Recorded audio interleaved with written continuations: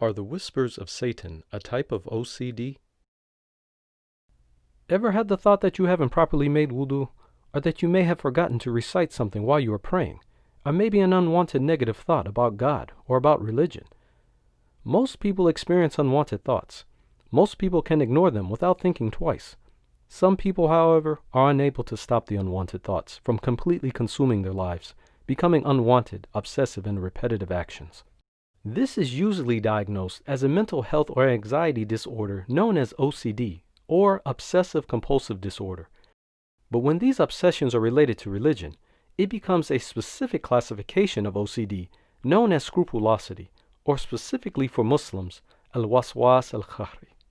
Al-waswas al-khahri is an Arabic word that literally means overwhelming whispers, and is specific to Muslims suffering from scrupulosity.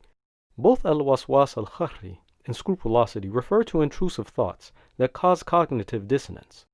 In Western psychology, there are different theories about where OCD comes from, but two potential organic sources are the brain and the gut. In Islamic psychology, these intrusive thoughts come from two sources. Number one, from the nafs, which are intrusive internal thoughts that can come from your own self and from biological forces. And number two, from waswas, which are intrusive external thoughts that come from Satan. Waswas literally means whispers. This doesn't mean you can hear Satan's voice whispering in your head, but it refers to experiencing thoughts that are very distressing. The thoughts are within the person, but triggered by an external force, much like the idea of an angel and devil on the shoulders influencing the person. Many Muslims have heard of the concept of waswas as a common phenomenon, but there are two types of whisperings. General waswas are mild, occasional, intrusive thoughts, what most people experience. Al-waswas al-khahri are excessively overwhelming intrusive thoughts.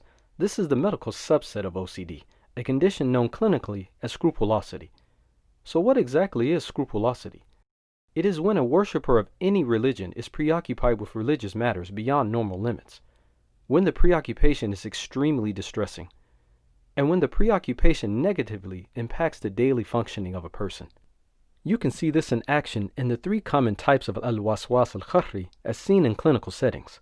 Number one, al-waswas al-khahri in ibadah, or acts of worship. In this type, patients obsess over particular acts of worship, worrying they did something to invalidate it. Common signs are feeling the act of worship is not good enough, are constantly seeking perfection, or spending hours repeating the same act of worship over and over again.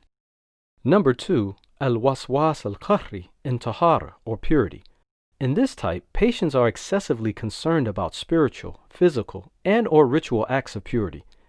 They may have an irrational fear of contamination, or an irrational fear that their wudu or ritual ablution is invalid. It is very common for patients of this type to spend hours compulsively checking their clothes, cleaning themselves, or getting ready for prayer. Number three, al-waswas al-khahri in aqidah, or belief with conviction in religion. In this type, patients are obsessively concerned about matters of belief and faith. It is very common for them to have an overwhelming fear of accidentally falling out of Islam.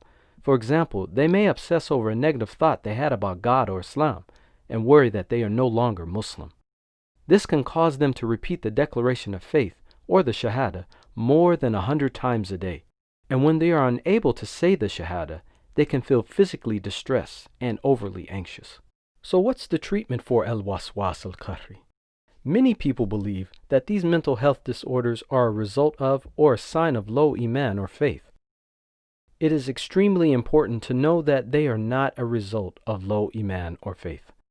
The Prophet ﷺ said, Allah has forgiven my ummah that which is whispered to them and which crosses their mind, so long as they do not act upon it or speak of it. Clinically, it is important to know that intrusive thoughts are just thoughts, and they do not reflect on you as a person. The problem is not with the thought itself, but rather how you cope with the thought or urge. People who suffer from al-waswas al-khahri need a holistic solution. Although it may seem like a religious problem, treatment is through a combination of two equally important things. Number one, effective cognitive behavioral therapy in collaboration with a clinician. This works best if the clinician understands the client's culture. And number two, Islamic interventions in collaboration with an imam who can help in cognitive restructuring, which is reframing unhealthy spiritual beliefs with healthy ones. Nejwa Awad, a licensed clinical social worker, mentions that although waswas al-Khahri is a complex mental health disorder that is not yet officially recognized, it's being addressed in a lot of informal articles and inquiries. This suggests that this is a disorder that needs a lot more attention than is being given, and more research to identify what specific clinical and Islamic treatments yield the most effective results.